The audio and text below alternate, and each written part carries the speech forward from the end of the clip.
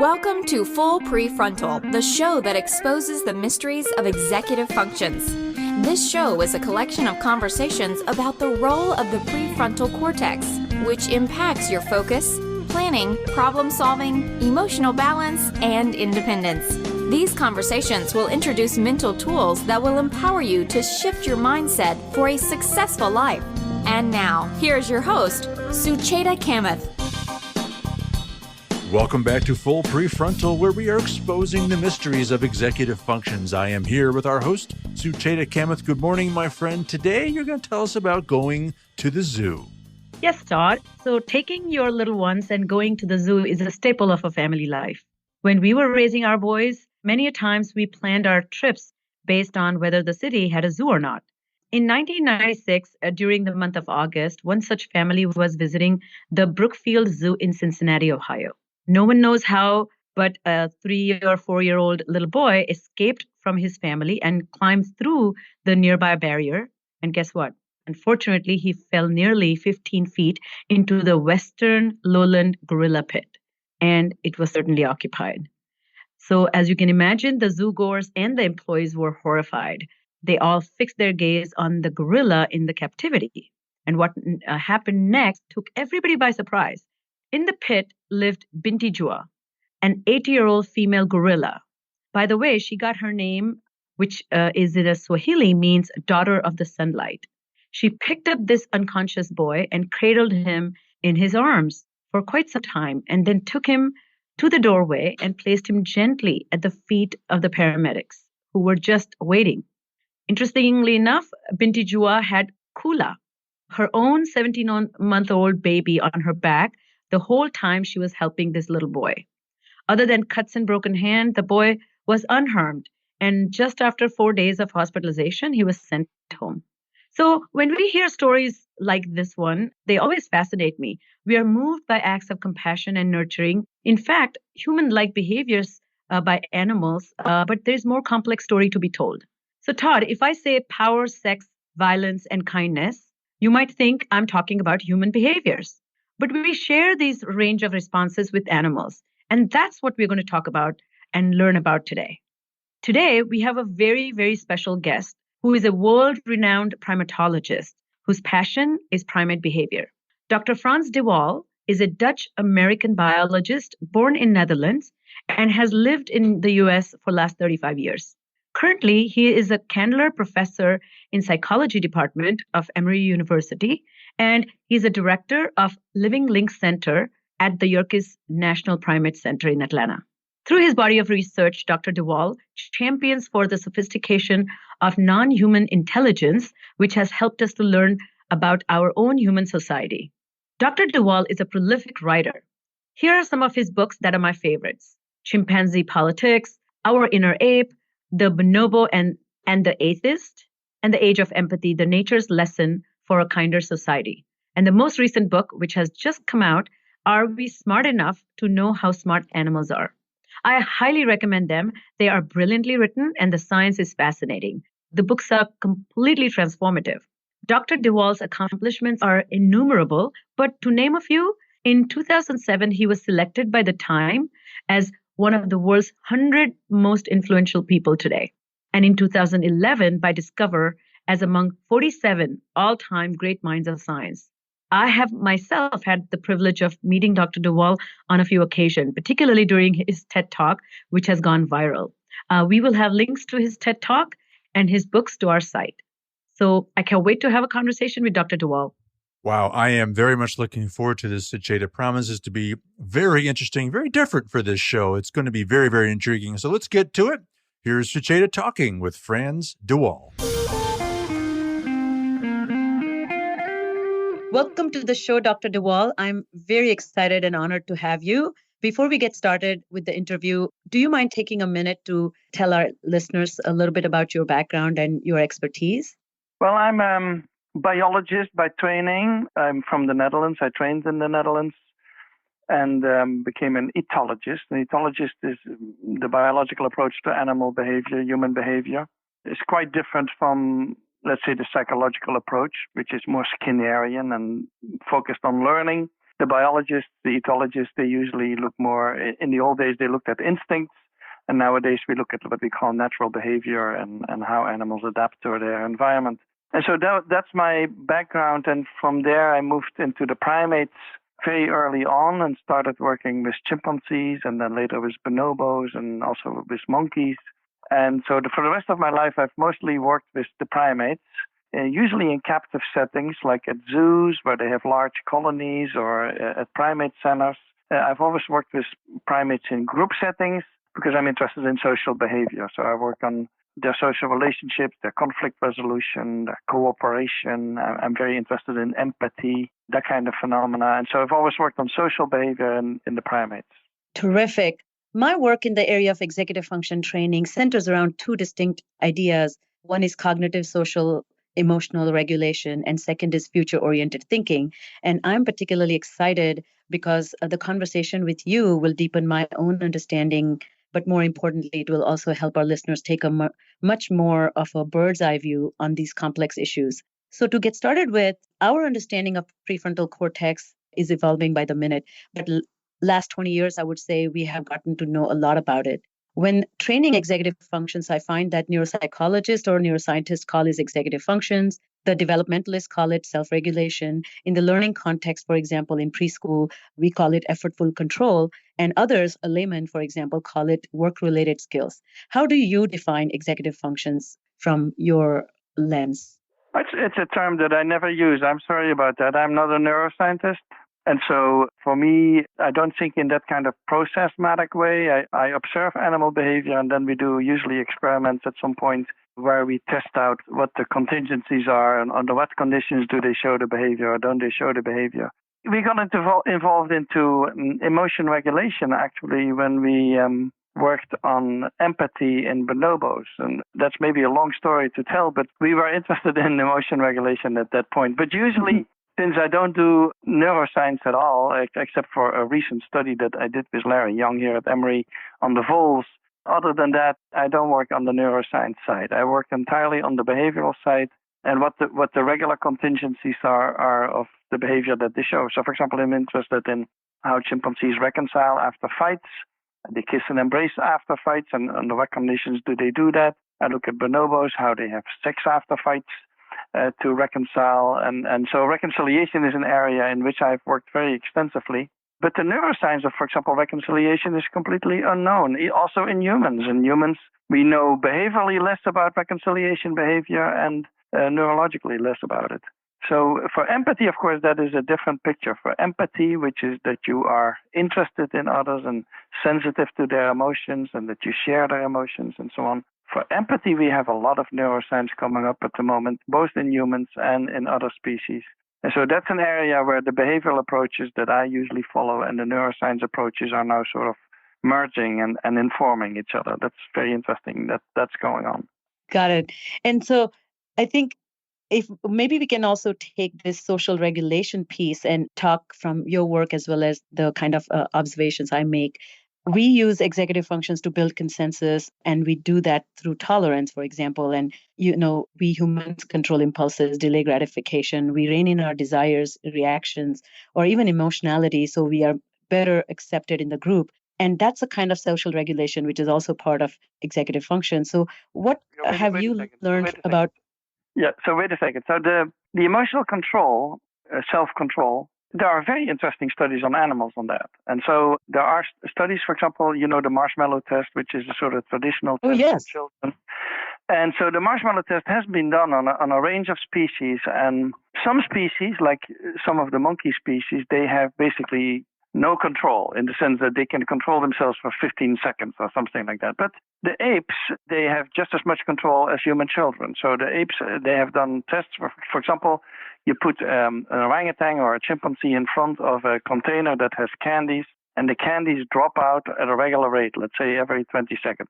If they take the bowl in which the candies drop, they can eat all those candies, but the process then stops. And so the ape has an interest in letting it go as long as he can. So that's sort of the setup of the test. And they have found that the apes can wait 20 minutes, which is a bit like what children do in the marshmallow test.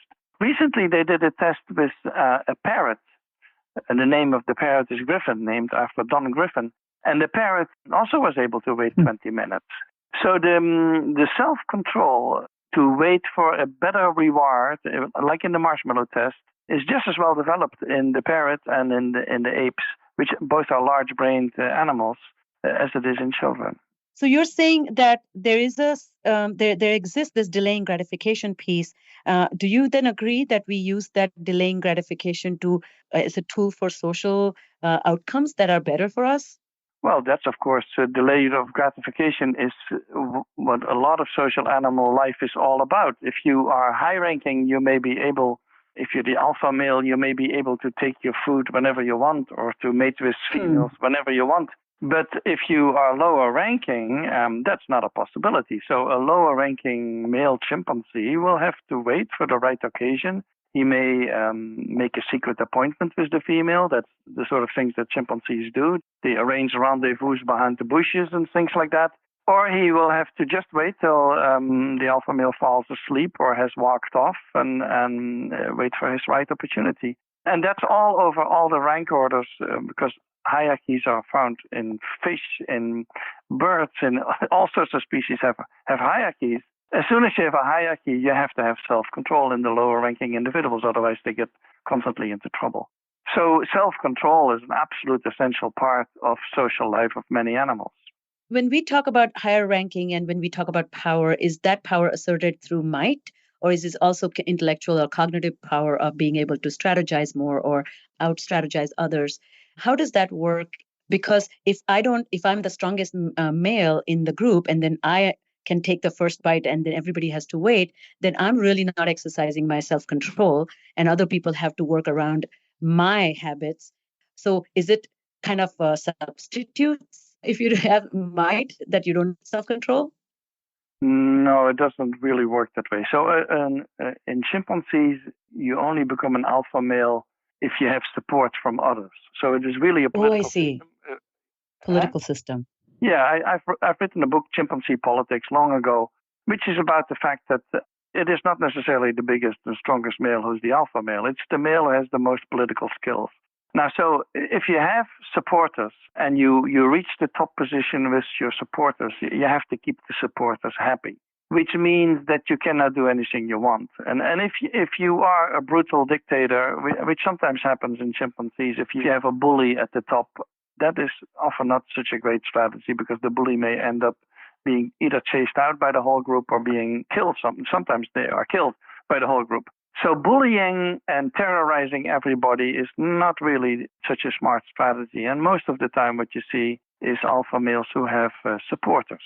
And the supporters need to be kept happy. And so, for example, the alpha male may want to mate with a certain female, but if his buddy who supports him all the time wants to mate with that female, he has to tolerate that. And he has to inhibit his impulse of trying to claim things for himself. And so even high-ranking individuals always have to have certain inhibitions, and there's always the danger of the whole group ganging up on them. And that danger exists not just for chimpanzees, that exists in many primate groups, is that if the alpha male goes too far in what he claims and what he does, he may be in deep trouble. That's so fascinating. So we understand that social learning is culturally transmitted. So could you comment on how the culture has a role in learning these by observing others, these skills of self-regulation? Yeah, there's now an enormous field of people studying cultural transmission in the primates. And so we have done quite a few experiments on that. Is that how they learn from each other? So under which conditions do they learn? Initially, some of these studies were negative, not just by us, but people would claim that actually chimpanzees are not so great at imitating others. But the initial studies were done by having models that are human. And so if you have a human model who demonstrates something to a chimp, then the chimp is not always imitating it. But if you have chimpanzee models, and that's much more difficult to arrange, but we did that, where they learn from other chimpanzees, they're actually very good at it. And so the chimpanzee is a great imitator, and that's maybe why we have the verb aping for imitation, because they're great at it. And also imitation is found now in many other species. There's monkey studies, there's dog studies, and so on. And so learning from others is a huge area. There's even fish studies on fish culture among fish. And so certainly song learning in birds is a very old area of study where birds learn their song from other birds and have dialects from region to region and so on. And so that whole area is very well developed at the moment. So how do humans differ from animals in their capacity and approach to learning through culture? Human cultures are much more evolved. Is that one distinct feature? I think the big difference for humans is the symbolic culture. And that's where humans are special, is that we label things and we transmit linguistically a lot of knowledge. Actually, all of the university is, of course, based on linguistic transmission of knowledge. In that regard, we are special. But in terms of, let's say, learning how to use tools or how to move or under which circumstances to show what kind of habits, in that regard, I don't think the differences are that great. And so there's now a lot of study of animal culture. What human culture does is since it is linguistic, it can become cumulative. So, for example, our technological revolution at the moment, where we have iPhones and so on, and airplanes and all of that is made possible by the fact that we can write down our findings, we can publish them. I can read a book that was written 500 years ago and still learn something new from it and that I didn't know before, even though the person who wrote it is long gone. And so the linguistic transmission of knowledge allows us to accumulate that knowledge and to get to the point where you have, let's say, an iPhone. An iPhone is not an invention of a single human. The iPhone is accumulation of maybe 3,000 years of science that's sitting in there. But we are capable of doing that. And that's very special, I think. That capacity of linguistically transmitting and accumulating knowledge, that's really something. And that's not something we find in other species. Another area I'm deeply interested in is theory of mind or mind reading, the knowing about others knowing. You write about in your book work of Menzel, the famous American primatologist, and his studies. Particularly, the story that I loved was about Bell. Do you mind sharing that with our listener, what he observed as well as how you reference it? Yeah, so Emil Menzel was a primatologist. He died a couple of years ago, who was the first actually to work on theory of mind. And we should not forget that all the theory of mind studies that we have on humans also, it all came out of chimp research. And because the first one to coin the term was David Primack, who also worked on chimpanzees. Now, Menzel worked before Primack, and what he did is he would have, let's say, 5 or 6, I don't know the number, 5 or 6, let's say, juvenile chimpanzees, and a large grassy enclosure, and he would take one of the chimps by the hand into the enclosure and would show them a location where he had hidden food or where he had hidden a toy snake. And then he would bring the chimp back to the rest of the group, and then he would release them all together. And his interest was to see if the other chimps would know from the behavior of the first one what was going on. So would they understand that the other one knew that there was attractive food there, or that they knew that the other one had seen a snake. And indeed, the chimpanzees were very perceptive, and they clearly understood whether there was something attractive or something negative out there, and where it was. And then you got the whole interplay that was going on, where the one who had the knowledge, you say had the knowers and the guessers, so to speak, but the one who had the knowledge would start manipulating the others, in the sense that if that was a low-ranking individual, she could not just walk up to the food and take it, because she would get into trouble with the high-ranking ones. And so she would lead them to a spot where there was even a small amount of food or there was nothing. So she would try to mislead them. And we recently repeated some of these experiments with our chimps, where we had a setup where a low-ranking individual knew where 2 items were hidden, either a cucumber or a banana. Now, a banana is 100 times better than a cucumber. So what that chimp would do with the second chimp, who was dominant, who had no knowledge, she would always lead the dominant first in the direction of the cucumber, and the dominant would then discover the cucumber and be occupied with that, and then she would race off quickly to get her banana. So they play these games of deception, which is a form of theory of mind, of course, is that the chimp who does that knows that the other one doesn't know. And the other one has learned over time in the experiments that the low-ranking one has knowledge that they don't have. And so that whole game is being played, and that was developed by Emil Menzel long before we even had the term of theory of mind. Now, at the moment, we have a new study that just came out in Science, I think a couple of months ago, on the false belief task that was done on chimpanzees and bonobos and orangutans, actually, on 3 species of ape. And until now, people had believed that, and certainly I believe, that the apes have theory of mind, but we never could clinch the false belief task, which many psychologists consider the critical test, really. And so they were not happy with our findings. They thought it was suggestive, but it was not sufficient. And the false belief task is almost impossible to do on apes, of course. But now they have a team from Leipzig and Japan, so an international team, has found a way of doing it with eye tracking. And so the same thing has been done on children. In children, it was found that the false belief task, most people assume that children can pass it at 4 years or 5 years. But actually, when you do it with eye tracking, children of 2 years already have an understanding of false beliefs. And now on the apes, with the eye tracking method, which was very, very well done, I think that study, they find that all the apes have that same false belief understanding that children have. And so now if you ask me, is there a difference in the understanding of theory of mind in apes and children? I'm not sure anymore that there is a difference. They're almost overlapping on each other. So in human world, when this capacity for theorizing what other people's thoughts, beliefs, ideas are, and based on that we formulate a map of intentions. What are they going to do? How do they feel? How are they going to react? And we use that knowledge to relate. And there are certain impairments or disorders such as autism and Asperger's and ADHD where such skills are impaired. Do you see such impairment in animal kingdom? Yeah, people have sometimes speculated about that, like autism. I don't know any cases that have convinced me. I do know cases of trisomy and like Down syndrome-like phenomena, in certainly in apes and also in monkeys. But that's different. I think that's a chromosomal abnormality. I think that's quite different. So no, I don't know about that. It's also, I must say that the whole concept of theory of mind, I don't like it at all, because you also mentioned the word theorizing. I don't think animals have theories about each other. I don't think humans have theories about each other. I don't think it's done at the theoretical level. Most of this is done at the body level. And that's also why the eye tracking study was so interesting, because they skipped the language.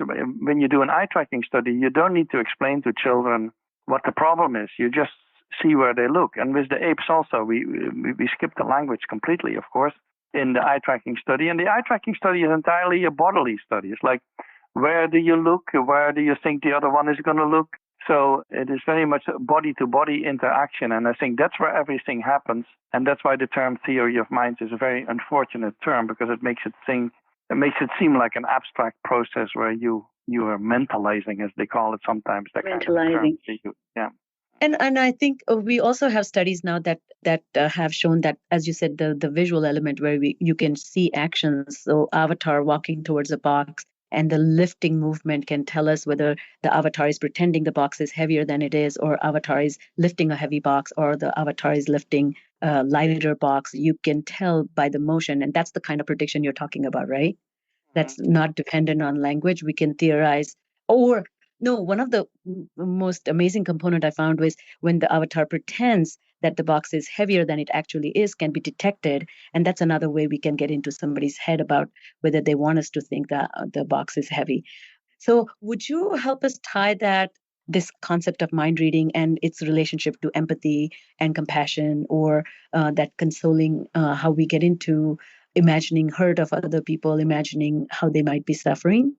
Yeah, so the empathy part also. In empathy, I think the main part is that you relate to the body of the other. And so the basics of empathy are that you are sensitive to the emotions of others. You sometimes adopt the emotions, like the other one is afraid, you get afraid, or the other one is happy and you are happy. So both basically through facial mimicry and bodily mimicry, we adopt many of the states of the other. So I think the basics of empathy are body-to-body communication. And later, when children grow older, and also later in evolution, like with the apes and the elephants and so on, you get more advanced forms of empathy where some cognitive component comes into it, where you can take the perspective of the other. But to understand the suffering of somebody else, if that's the specific question, which is so do you feel the pain of the other and so on?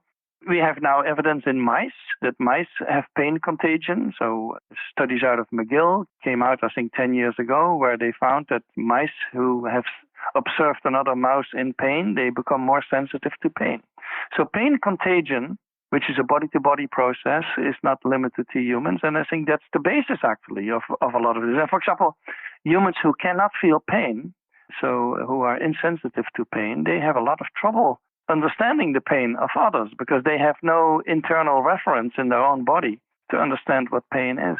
And so it is really a body-to-body process, most of it, empathy. And sort of downstream, you may get these cognitive processes that we all like to talk about, like taking the perspective of somebody else or putting yourself in the shoes of somebody else. But I think that comes much later. I see. I would like to get into the last two thoughts that I was thinking about. One is, what is our understanding about capacity of animals to think about the future, and how far can they see their own future? Yeah, there's very interesting research on future planning.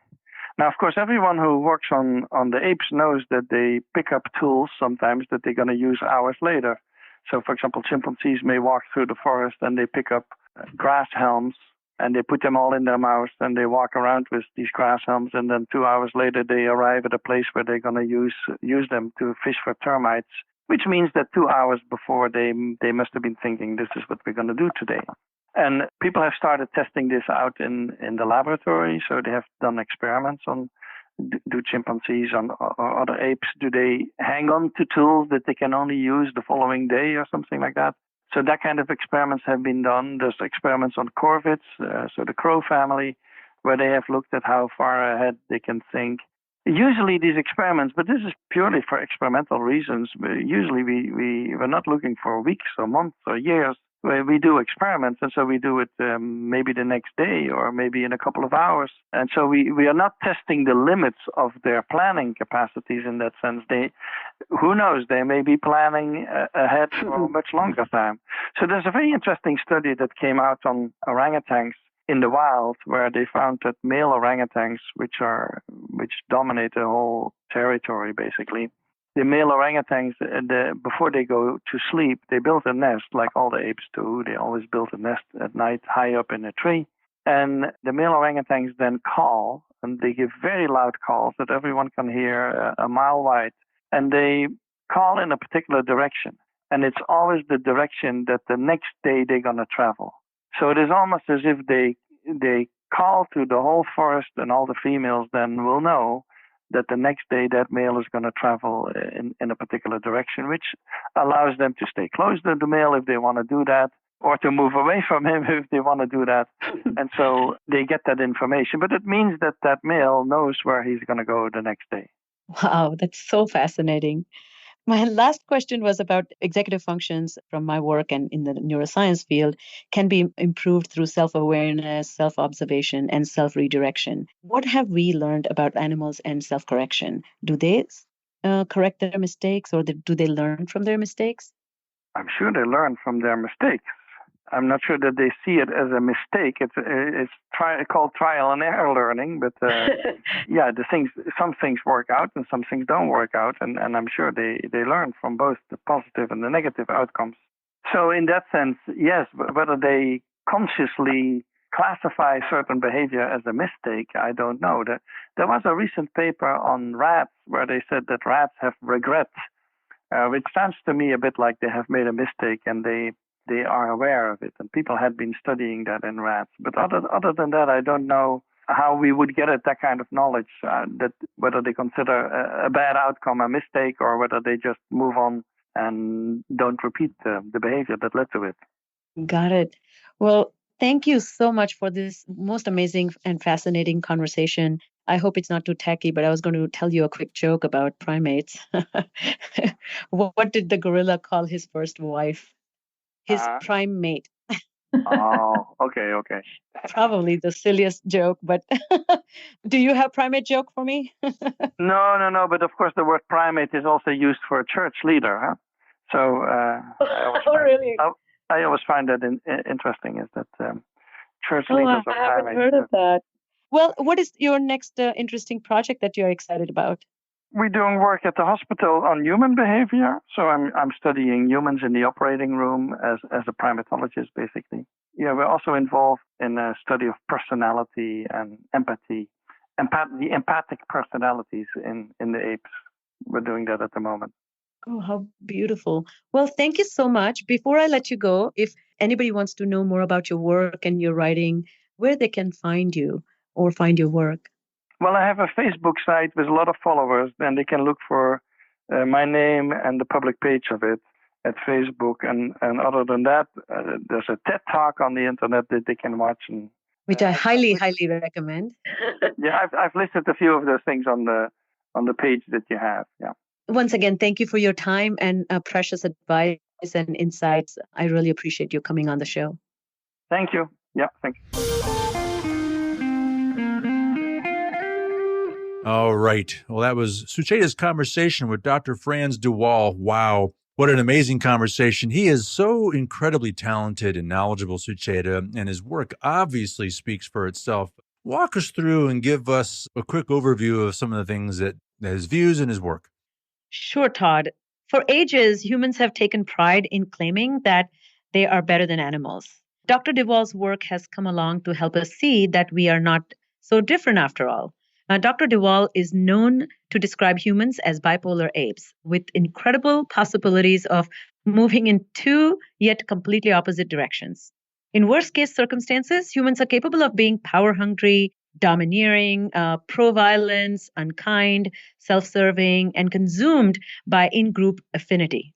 He says if humans operate from this perspective, they are likely to be the worst than any animal we know. On the other hand, Dr. de Waal also notes that when we rise above through sharing, caring, and giving, humans are capable of stretching their sense of altruism and extend their moral compass to care for those that they have never met. Only humans have the capacity to think and say, every single life matters. In such way, Dr. de Waal believes humans are capable of being better than any animal we know. So my takeaway, Todd, is that with grace and humility, only we as humans can inhibit our selfish and self-serving ways to say the whole universe is one family and all the differences are imaginary. Dr. de Waal's work truly pushes us to strive to transcend ourselves beyond ape-like traits. And I love that about his work. Yeah, absolutely. As you hinted at there, Sucheda, I mean, I gather that there are a lot more similarities to animals than differences. Can you walk us through and summarize how Dr. de Waal characterizes human traits versus animal traits? Sure, Dr. de Waal's work points out that the human psychology is a primate psychology. It is just that it may be a bit more complex. We share many similarities with the animals. Both humans and animals are social beings and have developed traits of cooperation, reconciliation, and coalition formation to gain access to a group and then eventually thrive there. With that in mind, one can clearly see the humans and animals share attachment towards their own kind. They express love and that attachment through actions such as hugging, kissing, grooming. Furthermore, animals mourn the loss of loved ones just as humans do. Animals and us share aggression, fear, desire, and jealousy with other fellow primates. These emotions in humans and animals are hardwired. They are shaped in a way to produce specific responses which are innate, automatic, and reflexive. Now let's talk about the differences. Animals don't really have the self oriented process that forms our sense of self. Animals don't feel shame or guilt as humans do. What really separates the animals from humans is our symbolic system, which we call language. Humans don't feel, but they express it through their actions and words, which animals can do. This has allowed us to evolve into complex species who communicate through spoken words, language, sign language, or even Pig Latin, for example. It's, of course, a myth for humans to think that they are rational and therefore they're better than animals. The true challenge for us as humans is that we are not acting using our rational thought, but we are operating on deep-seated emotional autopilot. And I just have found this wisdom to have meaningful connection to my own work as well as my own understanding of our race in general. Fascinating stuff. So I guess the question I have been looking forward to asking you is, as we conclude today's episode here, how would you link your work in the area of executive functions with Dr. de Waal's research with primates? Yeah, that's a very good question, Todd. And I've done a lot of thinking as I kind of studied his work one more time and took a careful listen to his discussion with me as well as his writings. The prefrontal cortex in humans has developed to act as a mental stop or pause button. It stops us from being too quick to judge, too quick to react, or too quick to dismiss. The evolved brain has given us language to negotiate our world and self-talk to self-direct. When these self-control systems don't work, we say that the individuals have executive dysfunction. They often suffer from impulsivity, lack of mental flexibility, disorganization, failing to take perspective of others, insensitivity to the needs of others, and general difficulty in redirecting themselves and their own self-serving attitude. Those with such problems are perceived to be difficult, argumentative, and sometimes even uncooperative. Negotiating learning space or home life or workplace with these individuals with executive dysfunction can become a daunting proposition. Dr. de Waal says that morality is not a human invention. It is rather old and pre-existing capacity. But it must be furthered with teaching so that we can take better decisions, better moral decisions. The connection I see between what Dr. de Waal says and humans and animals' shared emotional structure is that it is deeply wired and our decision-making machine in the brain needs guidance and training. Otherwise, we humans are naturally going to gravitate towards selfish thoughts and less introspective actions. That way, I see that it is our collective responsibility to expend our moral emotions towards those who are different from us. That means we must learn tools to become patient, less impulsive, tolerant, selfless, and more concerned with the welfare of all. Parents, teachers, and society can teach to this pre-existing capacity for moral emotions in each human being. And when it is taught explicitly and methodically, we are equipping the next generation with skills to take better decisions for themselves. And so this is a connecting the dots that I have done, which I find in my work where we are teaching kids, adults to self-regulate and to self-correct. And his calling to shape our moral decision-making process, I see them kind of distantly but deeply connected. All right. Well, once again, it was a absolutely fascinating conversation with Dr. Frans de Waal, and grateful that that we had the chance to have him on the show. So that's it for today's episode. And on behalf of our host, Sucheta Kamath, and all of us at Cerebral Matters, thank you for listening and tuning in today. We look forward to seeing you next week on Full PreFrontal. Thank you for listening to Full PreFrontal, exposing the mysteries of executive functions. To contact our host, Sucheta Kamath, and learn more about her work on improving executive functions, visit her website at cerebralmatters.com. That's cerebralmatters.com. Tune in next week for the next informative episode of Full PreFrontal.